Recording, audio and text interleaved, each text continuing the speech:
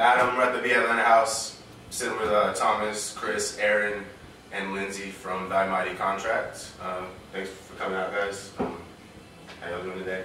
Good. Awesome. You guys played, your last show was at on Ponce at the Big House, right? Mm-hmm. Yes. How was that? Really fun. Yeah. Who did you guys play with? Buffalo Bangers. Vegan Coke. Spot. There was a pretty good turnout for a New Year's Day show. Yeah, there's a lot of kids. Yeah. Man, I thought everybody would just be in bed. Yeah. Hungover. That's where I wanted to be. Yeah, I figured it'd be hard to get people to come out all hungover. Yeah. I've never been to that house. Is it a cool space? Oh, it's rad. Yeah, it's good. It's really Yeah, they fun. have like a garage out back sort of space. Is that where they put on the shows? Yeah. Mm-hmm. Cool.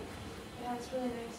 Awesome. So, I mean, you guys, it's pretty well known. You all came out of various other bands in Atlanta. SIDS, I Would Set Myself on Fire for You. Drawing blanks all of a sudden. There's a lot of them. Blame Game, The Orphans. Yeah, I read in past interviews that you know, you guys kind of wanted to do some less poppy stuff in The Orphans, more poppy than Blame Game. Am I getting that right? Yeah. You guys, Yeah, that was the original. I guess the original thought when the two or three of us first got It was together. kind of like I don't know. I've always Orphans are very kind of like indie poppy, and I want to do something like a little more like I guess aggressive, a little more punk or like metal. Okay. And since you all came out of those groups, you're always referred to as a super group. Do you guys like being referred to as a super group? No. What's funny about that is like when Thomas originally asked me to join the band, they had been practicing for a while. We were looking for a singer, or I guess I was trying out. I don't know. But he sent me an email or a MySpace message from MySpace days. Yeah, you guys remember that? And he was like, Orphans plus Blame Game plus I Would Set Myself on Fire for You equals awesome. And I was, yeah. And I was like, yes, like I would love to be. So it's funny when they say that. I always just think of that formula that of like us being in the band. And I was like, yeah, maybe later, SIDS. And the sunglasses. We didn't know that was gonna happen. But yeah. But it was cool. It was fun. I went to practice and they were all really nervous because they thought that I was really religious for some reason. I don't know, like they had heard that I was super Christian or something. I don't know, we don't want to offend her.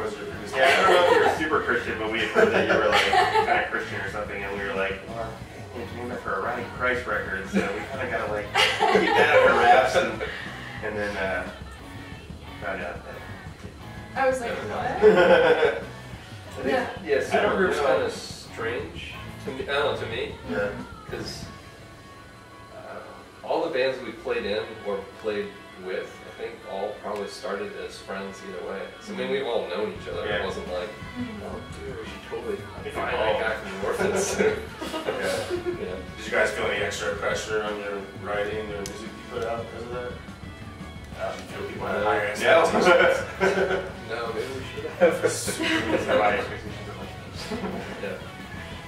Nah, you guys came together from all these different various styles, and I read a past interview that you kind of just hit it off right off the start, didn't have a problem meshing your styles together.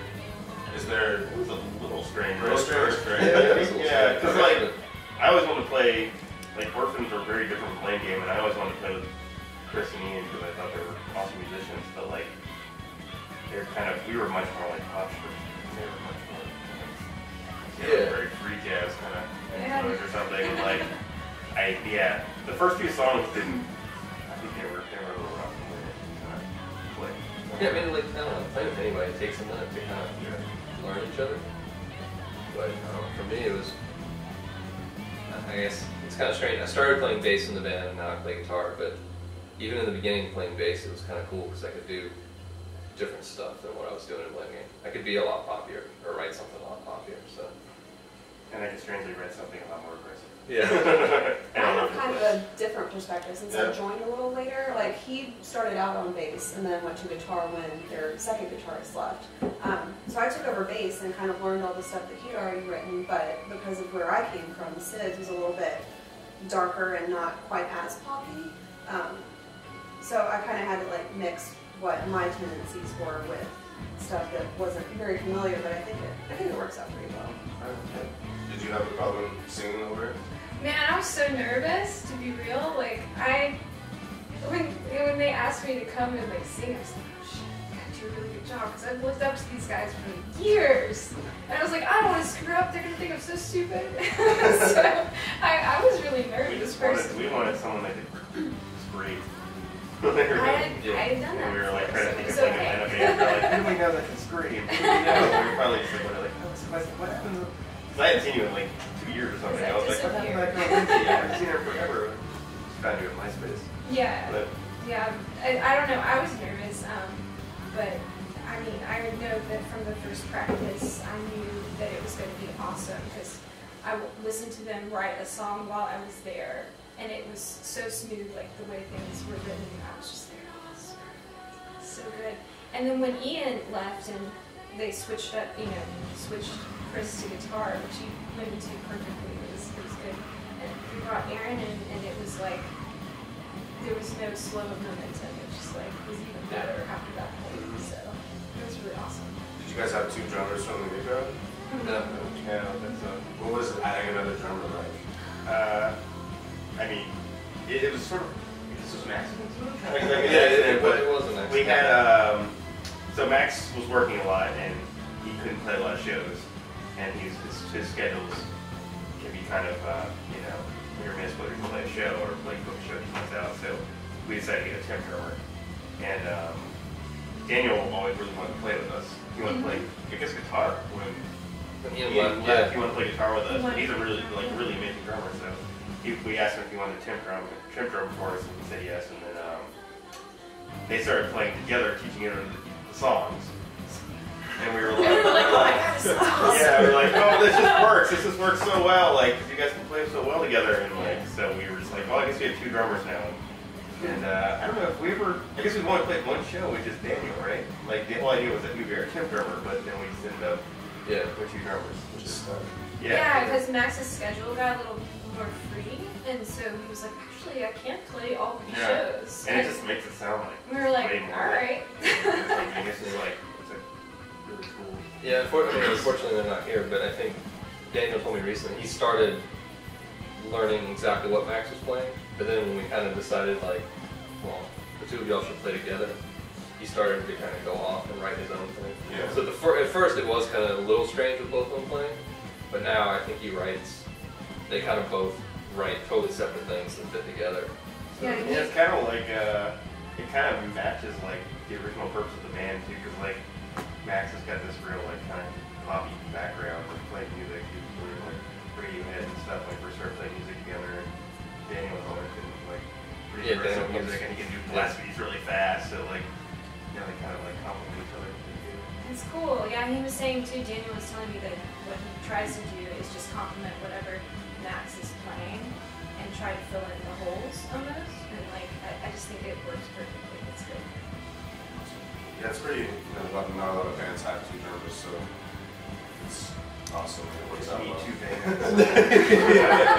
I don't know. Some of That's these drummers are not necessarily true. I went on tour with this other band, when Dinosaurs Rule the Earth. They had 2 drummers, 2 guitarists, 2 singers, and 1 bassist, and they traveled in just 1 mega band.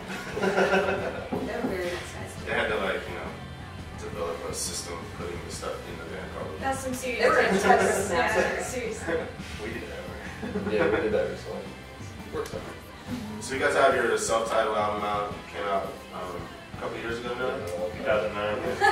You guys have any plans? Play new material live? Yeah, we have, I guess, almost a full record ready to record. At least 7 new songs. Not recorded, but ready to record. So, you guys talked about that at all? Lots of talking, not much. yeah, well, we see the fine. Yeah, we're trying to figure out like the best way to go about it. There's been a lot of ideas floating around about the most economical way for us to put something out right now, but I don't know.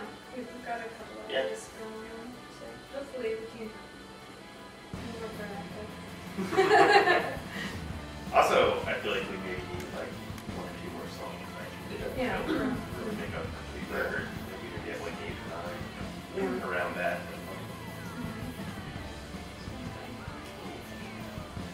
Excellent. You guys play shows pretty steadily around Atlanta. You got any shows coming up? Did we all confirm that? We have several show offers. I don't know if we've confirmed anything. Yeah, we've got a couple show offers for February, but we haven't confirmed anything at this point. The logistics of 6 people is Yeah. It takes a minute. It takes a minute. I would love to do a house show here if you guys are down. Yeah, totally. Yeah. Sure we can. Figure out a way to fit 2 drum sets somewhere. March 10th. Yeah. when did March We are. We do have a seriously, show like- for March 17th Yeah, March 17th. with Desark, but Okay. that's way out. Way out. We'll have to do I didn't know. It was Desark and Deacon Cook and maybe somebody else. But I think that might be a Wonder Beer too. It is a premiere. Oh, is it? For sure? Oh yeah, no, that's Hey, you guys toured outside of Atlanta? A little bit. Yeah. Yeah, we went to, where we been? We went to New York, I guess, a couple years ago. We went back a couple years ago. We went to Charlotte, And, Durham, and we've been to Columbia a few times. South Carolina. Yeah, Columbia. Columbia. Columbia, South Carolina. Where did they got them? Yeah. And we played North Carolina, Charlotte. Did you already say that? Yeah. Oh, yeah. We It's also early, played in I North don't Carolina. Durham, that was a great show. Sorry. So tell us about a live show from that minor contract. What are you trying to put off? What do you want fans to? What do you want them to talk about after the show? How much fun they have. Yeah, I guess so. I'll hide this in there. Shish. No, I mean, the best shows, to me at least, are usually like house shows or smaller shows where are with a lot of people who, I like dancing. People dancing. Yeah, man, I like when I get to it. I like when people have a good time. Like that show at Big House was really fun because a lot of those kids are young and like savant kids who are amazingly talented. They dance with us and stuff. But it was really fun. Like I like shows like that. I think I like house shows a lot more than I do when we play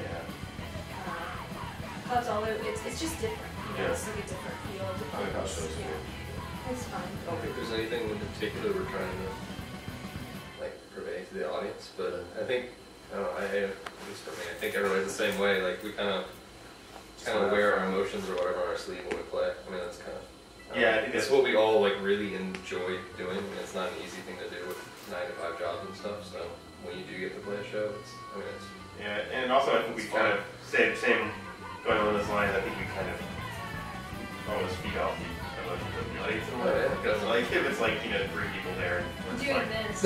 like great, great show, no one's here, but if there's like even like 10 kids and they're just really into it and dancing, we're just like yeah, I'm right there with you, whatever, Yeah. I kind of like some shows every once in a while where nobody's there because then I can just do whatever I want. It doesn't really matter. Like, I can make an Like ass out of Aaron- myself. Really? Like you work out those new moves you've been working on, Yeah. stage presence. To me, it's like even if just like one person appreciates it, I'm happy.